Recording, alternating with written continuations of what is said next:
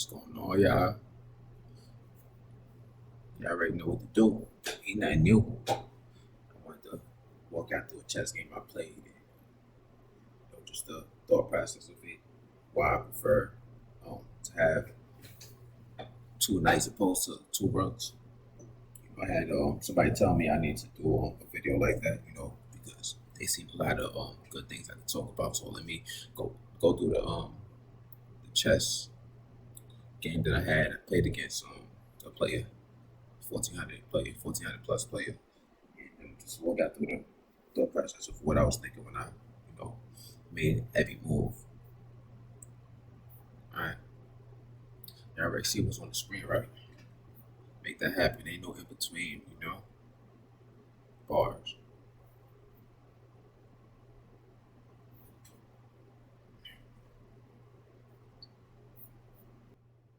All right, let me open up the archives. Open up the archives one time.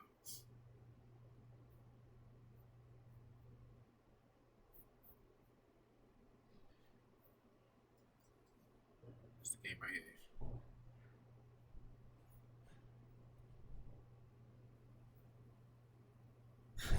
Game right here, very important. All right, let's go to the beginning.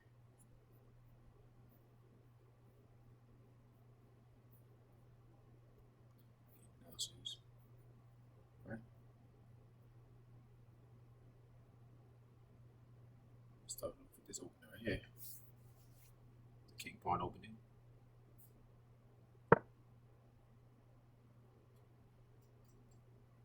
That same move.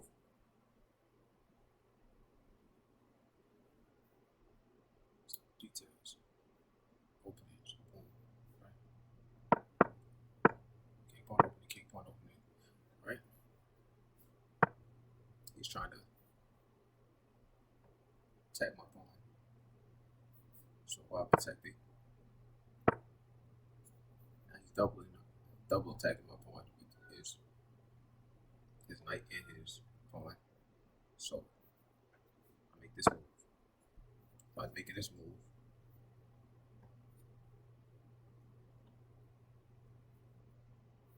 I'm pinning in his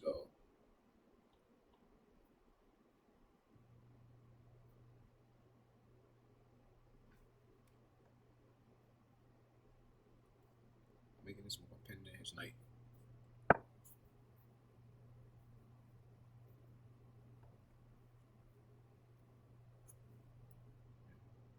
So pinning his knight.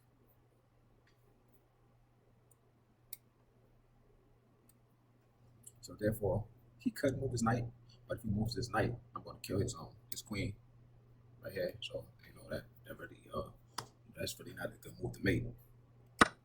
He kills my pawn. I kill his knight. So when I made that move, I'm expecting him to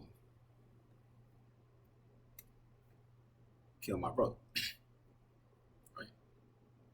I'm expecting him to kill my rook after I make this move. Right? He kills that. But I'm surprised because you gotta look at the pawn structure. He's already messing up his pawn structure. He got a double pawn thing going on here. Pawns work better when they could protect one another. You see how this pawn is right here? See how my pawn is protecting my other pawns in a situation where his white pawn kills my black pawn. I got a pawn right here to jump and kill the pawn. But in a situation where he kills my pawn, if he kills my pawn with the white pawn, that's hypothetically speaking. If he kills my pawn with the white pawn, I'm gonna use my rook to force the kill because at the end of the day, I'm not trying to mess up my pawn structure. Because if I kill his pawn, if he kill my pawn and I kill his pawn, that black pawn is stand independently. I like to have my pawn on a symmetric line, if that makes sense. Don't mind all the arrows. I should have deleted all of them. But I like having my pawn on a symmetric line. I try my best to keep my pawns on a symmetric line uh, unless it's I have to make the move in order to gain some kind of position on the chessboard. Right? That's that's hopefully I understand that. All those arrows started off as confusion to many probably, but yeah, y'all get my point. Pawn structure is important. Double pawn, the stacking of your pawns, that's a bad thing. He has two double stacking of his pawns. That's look at that. That's bad. You know what I'm saying? So as the game progresses, you'll see why I say it's bad. So I kill that pawn. He kills my king. He kills my queen with his queen. I said, no problem. Because think about it. My pawn structure is still good. That's how I look at it. My pawn structure is still good. Pawn structures, everything is lined up properly. He has one gap here, one gap here. It just doesn't look too good, right? All right. So his next move, he protects his pawn. My next move, I pin in his knight. Pin in his knight. Let's look at details or analysis. So I pin in his knight, right? Okay, he can't move the knight because his king's on the same diagonal. So he can't move his own knight, right? So with that being said, what moves he makes next? He checks me. And I believe I push my pawn upwards. I push my pawn upwards. That's a great move. Look at the analysis for. That's the best move. You know, see, it says the best move at the bottom right here too. I believe it's the best move. I believe it's the best move. You know, so he's gonna retreat.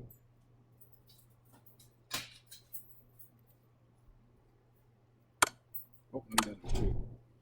He makes the okay move by castling, and at the same time, while he castles, he attacks my king. You know, so what I do now is I move my king. The reason I move my king completely, I don't know. Let's see. The reason I move my king completely opposed to, because I'm thinking about why I didn't make this move right here. I'm trying to think why I didn't make that move. I'm trying to see. Right? Because if I make that move, exactly. If I make this move,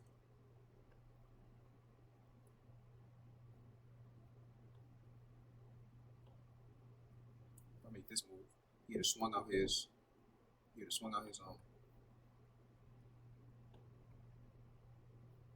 pendant, swung out his bishop and pendant my knight. That'd have been a bad look because now my knight is pinned in, and he's doubling up on my knight with his rook as well as his bishop. So that's the reason I moved my king that way, and that's the reason why the evaluation bar is so high, because you know that was a great move. It probably was the best move. You know, probably was the best move. Let's see what's probably was the best move, right? Okay, let's see what's next now. Now he has to retreat back. You know, instead of him going all the way back towards his king on the diagonal, he just makes that move. Then I push, I kill his knight. He kills my knight. See, I'm making his pawn structure like he just like his pawn structure to me, it looks horrible. Now look at his pawn structure, boom, in comparison to my pawn structure. Look at his pawn structure in comparison to my pawn structure.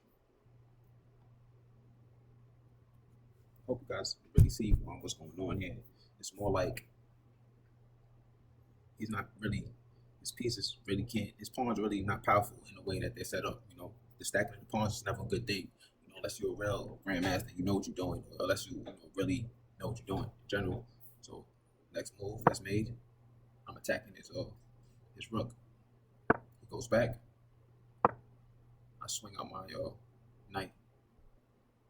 After I swing out my knight, he attacks my knight, his pawn.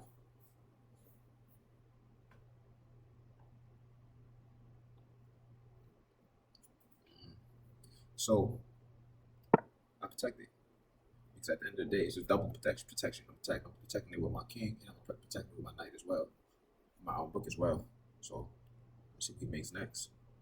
He comes here. I really don't understand why he made this move, but I'm trying to, but I really don't understand it. But let's see.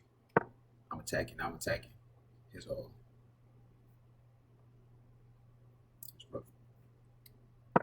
He goes back here. I move my knight out the way. He goes for the kill. I kill him with my rook. Now he's trying to what he's trying to do, to my knowledge, is gain access to this whole line. You know, that's like a deadly thing. So he wants me to kill, which I believe I did. He wants me to kill so he could have access to this whole line with his with his rook. Oh, I moved it first. That's why I moved it first. He killed. When he killed, that's what I did. When he killed, it's more like now I can kill him back with that. And at the same time, so I kill back with that. I'm protecting this piece now. So now he's trying to make me move my what you call it. But in the process he makes a mistake.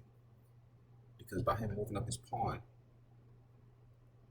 he no longer protects his pawn on this square right here.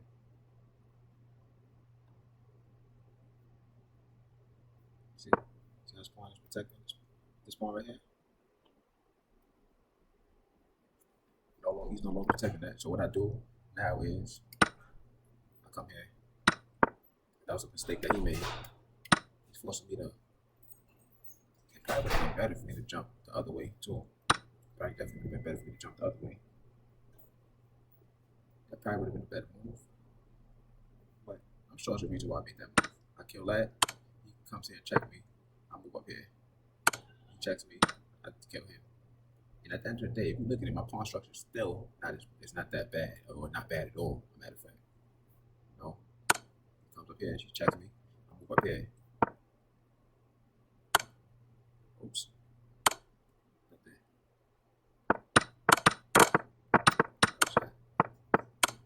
Comes up here, check me. I move up there. Right now, he comes up here. He's attacking. He's attacking my knight. He's attacking my knight with his bishop. So once he's doing that, basically like I'm getting tired of what he's trying to do. I'm just looking at it like I got a whole bunch of. I'd rather just trade it off. I mean, yeah, that's the move. I'm like, I'd rather trade it off because my pawn structure is better than his, and at the same time, I'm really comfortable with having my two knights on the board. And like, I already see how his pawn structure is messed up. I already see that he has two two bishops in a messed up pawn structure. So I'm just like, let me just hurry up and try to end this game. He goes for it. I'm happy at this point. I'm really happy. I'm like, oh yeah, because at the end of the day, he's losing a lot of material now because he doesn't have that pawn structure that I have. You know, so we'll see. He moves up here. I'll just kill him. What's the difference? He comes here. I come back here. I believe at this point he tried to ask for a draw or something. He like, nah, try to get a draw because he knows. So he comes here. I come back here. I'm attacking this piece right here now. He protects his pawn.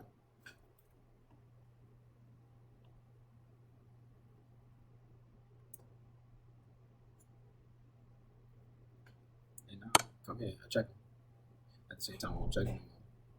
Planning to kill that piece if he moves on the wrong square. But he doesn't, I believe. He comes up here. I come up here. I come up here. I come up here. Now, like I said, I'm just taking material now. Probably would have been better just killing my pawn. Better just killing my pawn. If I made that move, because he killed my pawn, he wouldn't have been so bad.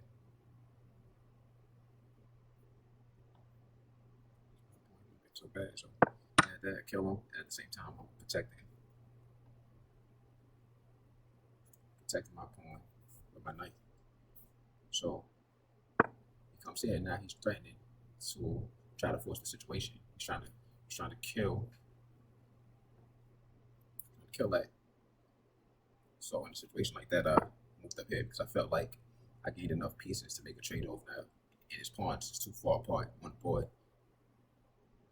He comes here, he tried to check me, and I'm like, oh, that's a mistake. I'm like, that's a mistake because I'm checking him. At the end of the day, the reason he made that move, I believe, he made this move, I believe, was to force me to move my king. And once he forced me to move my king, he could take my knight, but he doesn't allow that. He doesn't realize that once I come here, I'm also putting him in check. So Check. Now he has to move his king because at the end of the day, there's no other move he could make but to move his king. Once you're checked by the knight, there's no other move you can make but to move your king. That's one thing is important to remember. He comes here, I check, I keep the checking going, and at the same time, I'm just gaining material now. So it's basically like a winning situation right now. Just gaining material. He doesn't resign by now. He should have resigned by now, just after he realized that yo, it's bad for me. But let's see. Come here, I kill that. Now he's just moving back and forth with his king. I don't really know what his strategy is. It could be to check my king on the next move, but I end up doing that, making that move. And that forces him to resign, I believe, after I check him on that end. That's why I say a pawn is so like a knight is so deadly because it moves very awkwardly, and on top of everything, he's running out of material. If he doesn't have enough material to, he could force a, he could win the game with two rugs, but it's gonna be complicated at the end of the day, especially if I got two knights on the board and three and four pawns, So he decided to resign, after I denied his draw. He tried to say, okay, let's do a draw. At some point in the game, I said, no, we're not doing a draw.